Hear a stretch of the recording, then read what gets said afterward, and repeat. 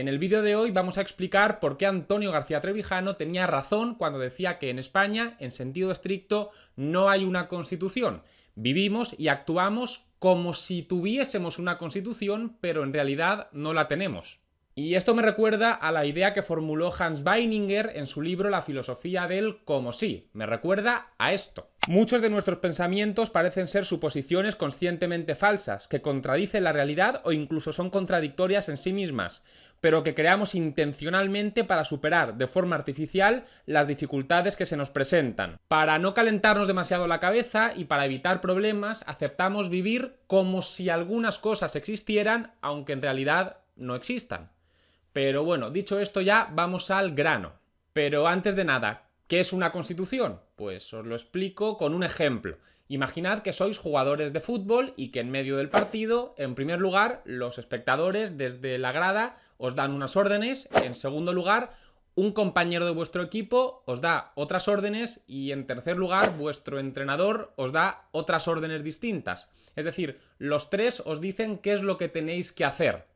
Las tres son órdenes, pero unas tienen más valor que otras. En mi opinión, a quien tendríais que hacer caso, porque es la orden que tiene más valor, es al entrenador. Pues en el derecho sucede algo parecido. Hay muchos tipos de órdenes o muchos tipos de normas. Tenemos los reglamentos, los decretos leyes, los decretos legislativos, las leyes ordinarias, las leyes orgánicas, los tratados internacionales y también la Constitución. Y de entre todas estas, la orden o la norma más importante de todas es la Constitución. Es como el entrenador de nuestro derecho, para que nos entendamos.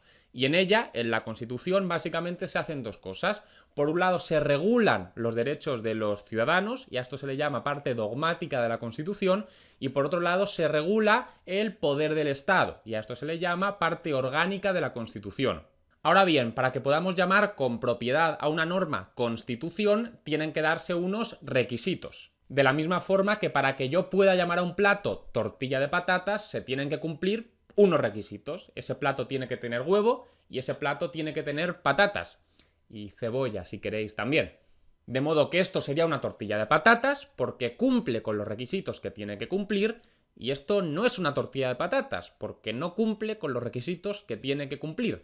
Y nos podemos poner como queramos, pero esto último no es una tortilla de patatas, porque las cosas son lo que son y no lo que nosotros queremos que sean. Y con la Constitución sucede lo mismo. Para que nosotros podamos llamar con propiedad a una norma Constitución, se tienen que dar unos requisitos. Si los requisitos se dan, tendremos una Constitución. Si los requisitos no se dan, no tendremos una Constitución. Así de fácil. Una norma no es una constitución porque nosotros la llamemos constitución. Una norma es una constitución porque cumple con los requisitos que tiene que cumplir. Y sin más dilación, vamos a ver cuáles son estos requisitos que se tienen que dar. En primer lugar, tiene que darse un requisito formal.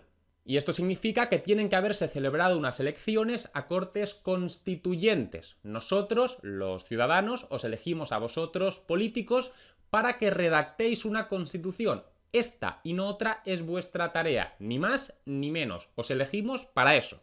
Y en España este requisito no se cumplió. ¿Por qué? Pues porque el 15 de junio de 1977 no se celebraron unas elecciones a Cortes Constituyentes, sino que se celebraron unas elecciones ordinarias. Los ciudadanos eligieron a los políticos no para que redactasen una constitución, sino para que aprobasen leyes normales. Y los políticos, sin haber recibido este mandato, de forma unilateral y por su cuenta, redactaron una constitución. Y no me invento nada. Estas elecciones se convocaron mediante el Real Decreto Ley 20/1977 de 18 de marzo sobre normas electorales. Y el artículo 1 de este Real Decreto Ley dice lo siguiente. El presente Real Decreto Ley, en cumplimiento de lo previsto en la disposición transitoria primera de la Ley para la Reforma Política, tiene por objeto regular las primeras elecciones al Congreso de los Diputados y al Senado que han de constituir las nuevas Cortes Españolas, de conformidad con lo previsto en la citada ley. Por lo tanto, se convocaron unas elecciones normales. Ni en el artículo 1 que acabamos de leer, ni en cualquier otro artículo de este Real Decreto Ley se está avisando al ciudadano de que está eligiendo a gente para que redacte una constitución. Y si a ti este mandato no se te asigna, no te lo puedes asignar tú a ti mismo. Y en segundo lugar, para que una norma sea una constitución, tiene que darse un requisito material. ¿Por qué a la Constitución se le llama Constitución y no de cualquier otra forma? Pues porque la Constitución, como su propio nombre indica, tiene que constituir o crear algo. ¿Y qué es lo que constituye o crea la Constitución? Pues la Constitución tiene que constituir o crear la separación de poderes. Antes de la Constitución, todo el poder del Estado estaba unido como si fuese un bloque. Y después de la Constitución, el poder del Estado se separa, separación de poderes.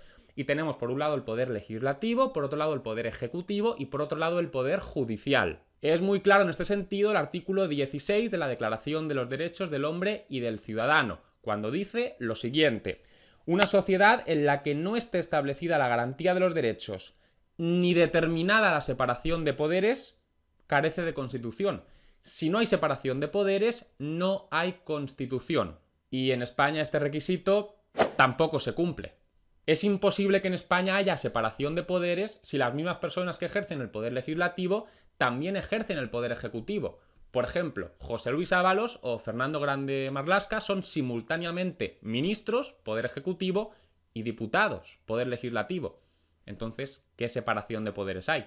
En conclusión y recapitulando, en primer lugar, no se da el requisito formal que se tiene que dar, y en segundo lugar, tampoco se da el requisito material que se tiene que dar. Por lo tanto, en España no hay, en sentido estricto y hablando con rigurosidad, una constitución.